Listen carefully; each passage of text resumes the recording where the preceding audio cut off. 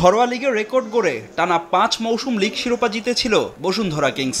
তবে সদ্য শেষ হওয়া লিগে ছন্দপতন দেশের ফুটবলের নতুন পাওয়ার হাউসদের। চ্যাম্পিয়ন মোহামেডানের চেয়ে ১০ পয়েন্ট পিছিয়ে টেবিলের ৩-এ থেকে লিগ শেষ করেছে ভ্যালোরিতি তার শিষ্যরা।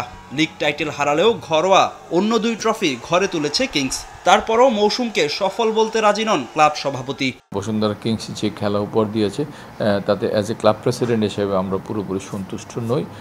সন্তুষ্ট তো নই, আমরা পুরোপুরি হতাশ বলা যায়। ২০২৩-২৪ মৌসুমে স্প্যানিশ কোচ অস্কার ব্রুজনের অধীনে ঘরোয়া লিগে প্রথমবারের মতো ট্রেবল জেতে কিংস।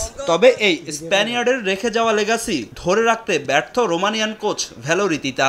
কিংসকে তাদের কাঙ্ক্ষিত সাফল্য এনে না দিতে পারায় চাকরি হারাতে পারেন এই হাই প্রোফাইল কোচ।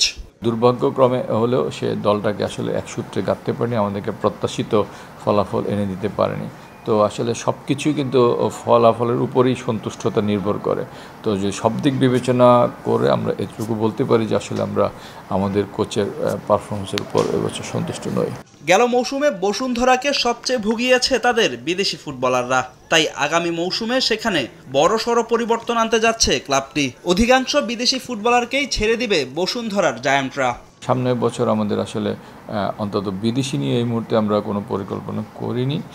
আমরা ঈদের পরে বসে সিদ্ধান্ত নেব যে আসলে কাদেরকে আমরা দলভুক্ত করব। তবে এটুকু বলা যায় যে বর্তমান টিমে যারা আছেন তাদের অধিকাংশকে আমরা বিদায় করে দেব। আগামী মৌসুমে শিরোপা পুনরুদ্ধারের জন্য শক্তিশালী স্কোয়াড গড়তে চায় কিংস। দলে আসতে পারে বেশ কয়েকজন নতুন বিদেশি ফুটবলার। ফাহিম ইসলাম, সময় সংবাদ, ঢাকা।